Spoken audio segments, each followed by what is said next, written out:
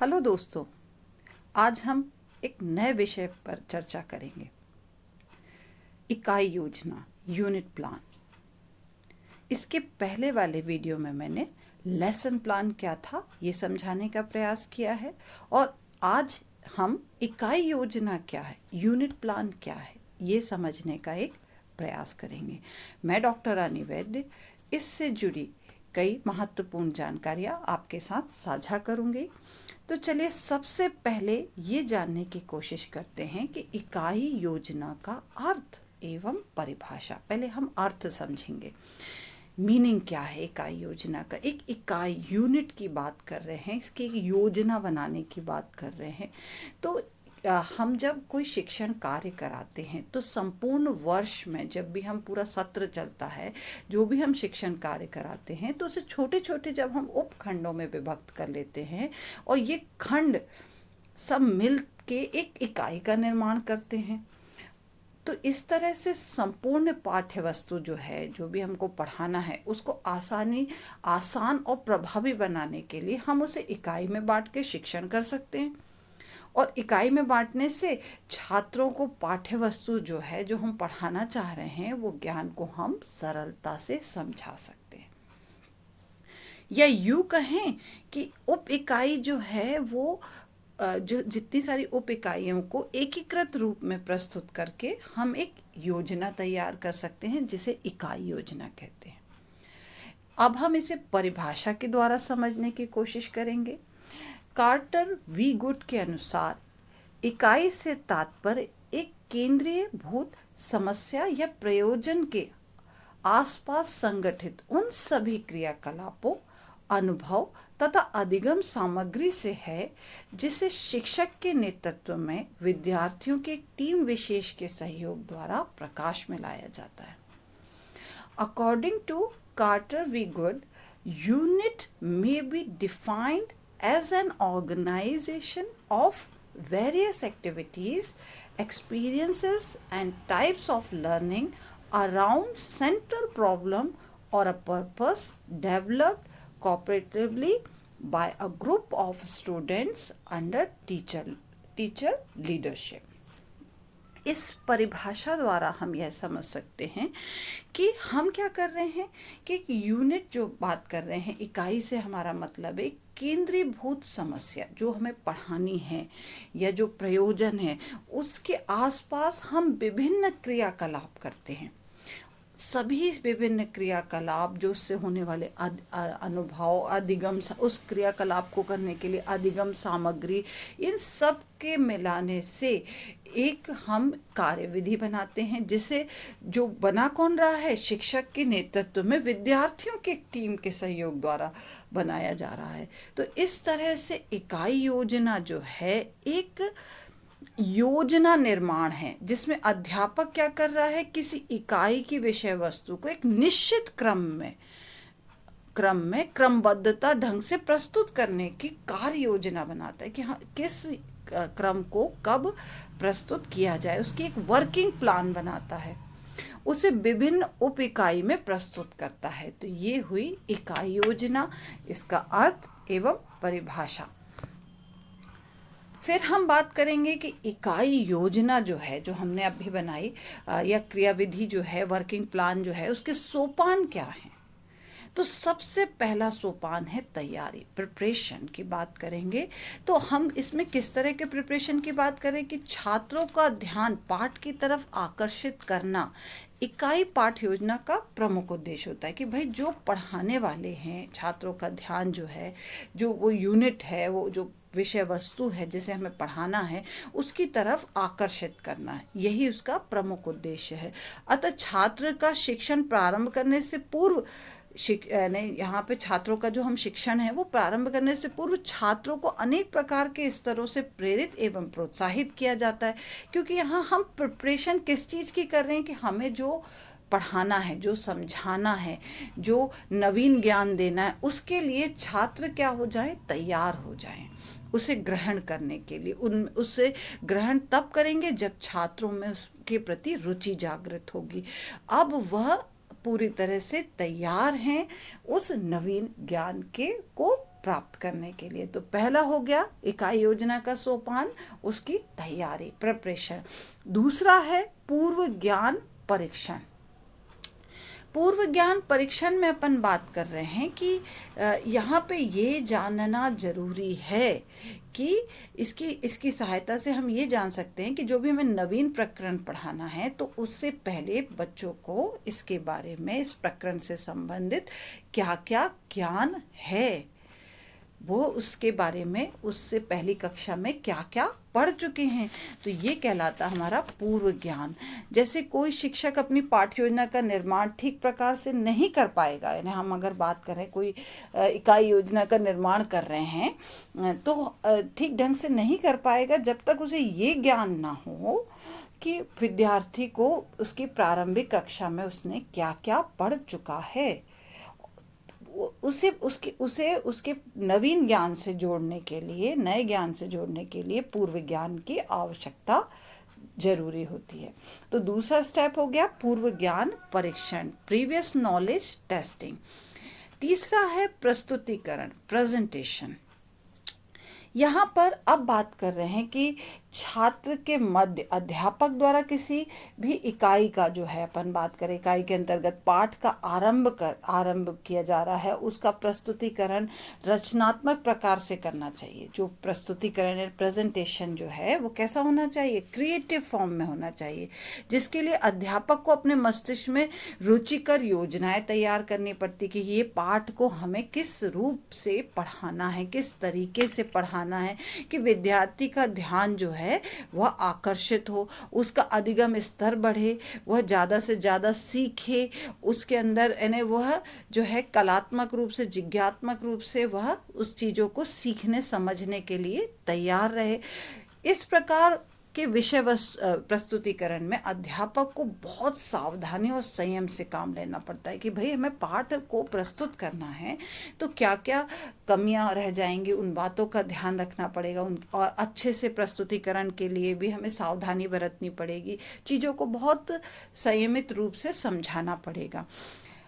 फिर हम बात करते हैं अगले सोपान का, संक्षिप्तीकरण का बात करें, समराइजेशन में। तो अब अध्यापक को जो इकाई योजना के तरह के अंतर्गत जो पाठ हम पढ़ा रहे थे, अब समाप्ति पर जब हम पहुंच रहे हैं तो पूरे पाठ का एक छात्रों के सम्मुख एक संक्षिप्त रूप प्रस्तुत करना चाहिए। अब विषय वस्तु की विशिष्ट बातों को क्योंकि हम जो भी हमने पढ़ाया है उसकी जो असेंशियल की नोट्स हैं, की वर्ड्स हैं, उन्हें क्या करना चाहिए, फिर से हमें प्रभावी ढंग से एक समराइज फॉर्म में फिर से बच्चों के सामने प्रस्तुत करना चाहिए। इसके बाद है नेक्स्ट स्टेप है अभ्यास प्रश्न। अब उनसे बार बार जो भी आपने अभ्यास प्रश्न के द्वारा, शिक्षण विधि में जो प्रमुख स्थान इसका है अभ्यास प्रश्नों का, कि कुछ विशेष विषयों में अभ्यास प्रश्नों की जो है महत्वपूर्ण भूमिका रहती है, क्योंकि हम जो टॉपिक पढ़ा रहे हैं, जैसे कोई मैकेनिज्म पढ़ा रहे हैं या कोई पद पढ़ा रहे हैं, तो उसमें कई बार होता है कि अभ्यास प्रश्नों की विशेष टॉपिक्स पे बहुत महत्वपूर्ण भूमिका रहती है। और इसके द्वारा हम इस दृष्टि से पाठ योजना को ठीक प्रकार से समझाने और विद्यार्थियों को घर पे करने के लिए कुछ प्रश्नों को दे सकते हैं, जिससे कि उनका ज्ञान जो हो वो स्थायी हो जाए। अभ्यास, बार बार अभ्यास से ज्ञान स्थायित्व को प्राप्त करता है। इकाई योजना का अंतिम पद है मूल्यांकन। जब हम शैक्षणिक प्रक्रिया जो है उसके उपरांत अध्यापक द्वारा छात्रों का मूल्यांकन शिक्षण काल का एक अभिन्न अंग है। ये जानना जरूरी है कि बच्चे ने क्या सीखा। जहां मूल्यांकन की प्रक्रिया एक और छात्रों में वांछनीय परिवर्तन का बोध कराती है कि हम उसके द्वारा जो हम चाह रहे थे कि बच्चों में व्यवहारिक रूप से जो परिवर्तन है वो आया कि नहीं आया, इसका बोध कराती है, वहीं वह दूसरी ओर मूल्यांकन में भी अध्यापक को अपनी शिक्षण प्रक्रिया का दोष भी ज्ञात होता है कि हम क्या नहीं सिखा पाए हैं, उसके द्वारा ये भी पता लग रहा है, तो तथा वे अब उसे दूर करने का प्रयास भी कर पाते हैं। तो इस प्रकार से मूल्यांकन द्वारा छात्र में जो अपेक्षित व्यवहार में परिवर्तन आया उसका ज्ञान हो पाता है, और जो शिक्षक द्वारा जो कमियां रह गई हैं उसका भी ज्ञान हो पाता है और उन्हें वह शिक्षक दूर करने का प्रयास करता है। तो ये सारे थे इकाई योजना के सोपान। अब हम बात करते हैं कि इकाई योजना का क्या महत्व है, उसका लाभ क्या है, importance and advantage of unit plan. सबसे पहले हम बात करेंगे इसके महत्व की, उत्तरदायित्व पूर्ति। यहाँ पर जो बात की जा रही है कि इकाई योजना में जो सामग्री को जो है वो उप इकाई में इस प्रकार विभाजित करते हैं कि जिससे कि पाठ्यक्रम को निश्चित समय पे पूरा कर लिया जा सके। तो उससे क्या होगा, उत्तरदायित्व निभाने में इकाई योजना क्या होगी, सहायक हो जाएगी। इसी प्रकार यदि हम लाभकारी की बात करें, दूसरा महत्व की बात करें, तो इकाई योजना में जो सभी निर्मित उप इकाइयाँ जो हैं वो अपने आप में पूर्ण और सार्थक होती हैं। अतः उन इकाइयों को बांटकर पढ़ाई कराना और छात्रों के लिए शैक्षणिक तथा मनोवैज्ञानिक दोनों दृष्टि से लाभकारी होता है कि भाई इस तरह से हमने उप इकाई में बांटा तो हमारा शैक्षणिक सत्र भी पूरा हो रहा है और छात्रों में उसमें रुचि भी आ रही है, तो मनोवैज्ञानिक दृष्टिकोण दोनों तरह से ये लाभकारी होता है। तीसरी हम बात करते हैं सफलता की अधिक अपेक्षाएं। तो यहाँ पर हम, क्योंकि हमने इकाई योजना को शिक्षण उद्देश्यों को प्राप्त करने के लिए हमने छोटे छोटे खंडों में विभाजित कर दिया है, जिससे क्या होता है, छात्र और शिक्षक दोनों ही लक्ष्य एवं उत्तरदायित्व का दोनों को ज्ञान रहता है और शिक्षण और अधिगम में सफलता की अपेक्षा जो है वो बढ़ जाती है। यहाँ पर हमने निश्चित उद्देश्यों के द्वारा हम शिक्षण को सफलतापूर्वक कर पाते हैं।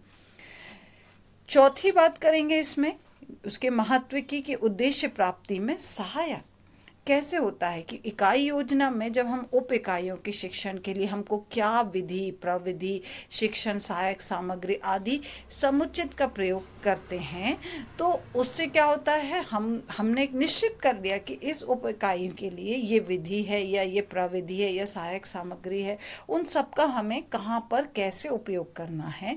उससे क्या हो रहा है, हमारे जो हमने उद्देश्य बनाया कि उनमें जो अपेक्षित व्यवहार परिवर्तन आए उसमें सहायता मिलती है।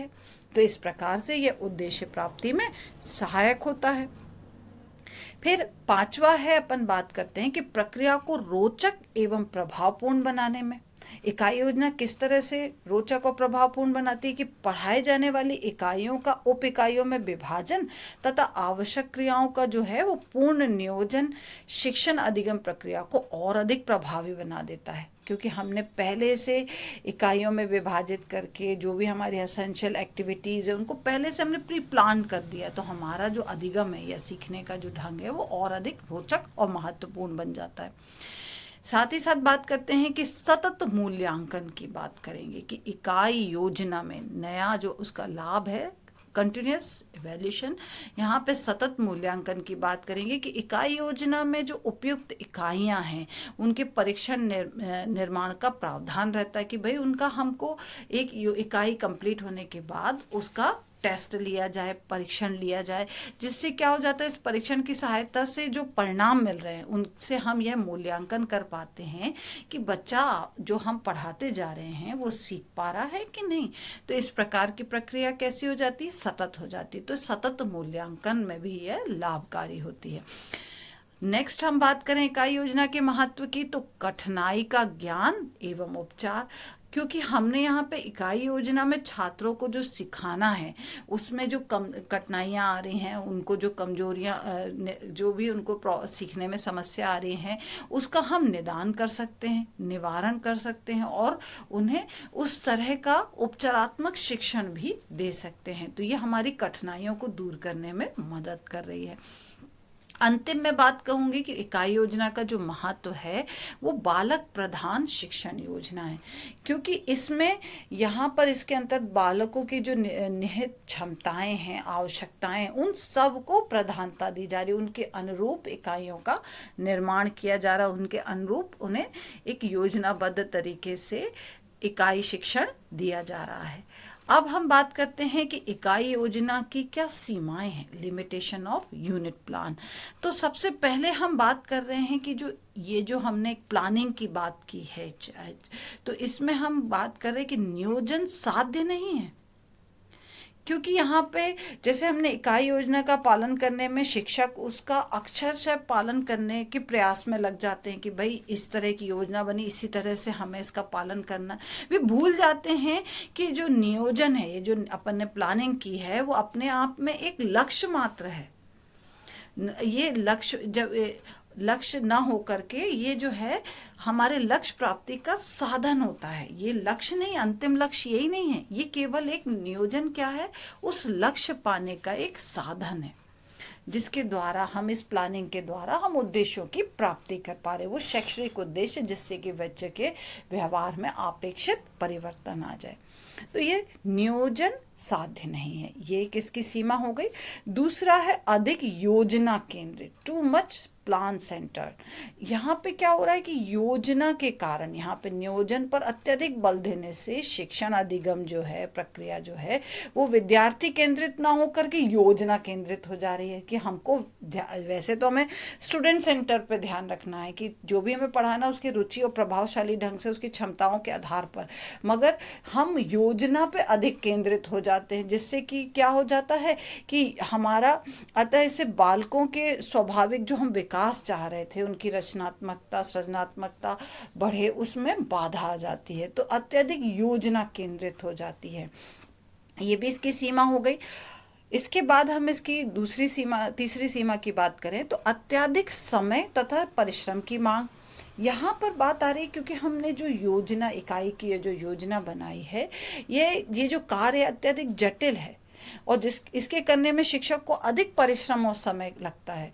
उसे अभ्यास कार्य, प्रोजेक्ट, गृह कार्य देना, उनका निरीक्षण करना, निर्देश देना, फिर उपचारात्मक शिक्षण देना, अनेक कार्य होते हैं, जिसके कारण क्या हो रहा है, अधिक समय लग रहा है और परिश्रम भी शिक्षक का ज़्यादा लग रहा है। तो इस तरह की इकाई योजना में अत्यधिक समय व परिश्रम की मांग होती है। अंतिम इसकी सीमा देखें तो ये शिक्षण कैसा हो रहा है, यंत्रवत, एक मशीन की तरह शिक्षण हो रहा है। इसमें शिक्षक जो है वह मशीन, जैसे एक मशीन में अपने आप स्वतः चलती जा रही है, इसमें उसमें कोई फीलिंग्स नहीं होती है। तो ये एक मशीन की तरह शिक्षण होने के कारण यह इसकी एक सीमा बन जाती है। यहाँ पर हमें, क्योंकि हमको ये बात ध्यान में रखनी है कि हमें स्टूडेंट सेंटर पर फोकस होना है, ना कि यहाँ पर योजना केंद्रित होना है। तो इस तरह का शिक्षण में इकाई योजना की ये सारी कमियां थी। अब हम एक आखिरी अंतिम इकाई योजना का एक उदाहरण देखते हैं कि यहाँ पर सबसे पहले हम बात कर रहे थे कि जैसे सब्जेक्ट में बायो साइंस की बात कर रहे हैं, क्लास ले ली हमने, 7th क्लास ले ली, हमने नेम रखा यूनिट का नेम ऑफ यूनिट जो है आवर बॉडी सिस्टम। हमने इसकी सब यूनिट्स में बात कर रहे हैं कि पहला हम उसको बांट रहे हैं कि हमारा बॉडी सिस्टम को उपखंडों में कैसे बांट रहे हैं, कि meaning and concept of body system क्या है। फिर उसमें डाइजेस्टिव सिस्टम की बात करेंगे, सर्कुलेटरी सिस्टम की बात करेंगे, रेस्पिरेटरी सिस्टम की बात करेंगे, एक्सक्रीटरी सिस्टम की बात करेंगे, नर्वस सिस्टम की बात करेंगे। अलग अलग जो बॉडी के जितने सिम्टम्स हैं या सिस्टम्स हैं उनके बारे में बात करेंगे। तो इन सबको कंप्लीट करने में यानी पूरी को 6 पीरियड से ज़्यादा लगेंगे। यानी हमें इस तरह से एक इकाई को हमने उपखंडों में विभाजित करके एक योजनाबद्ध तरीके से हम शिक्षण कर सकते हैं, और जिसके द्वारा योजना होने से कोई भी कार्य कैसा होता है, सार्थक होता है। तो यह एक इकाई योजना का उदाहरण है। आई होप आपको ये वीडियो पसंद आया होगा। धन्यवाद।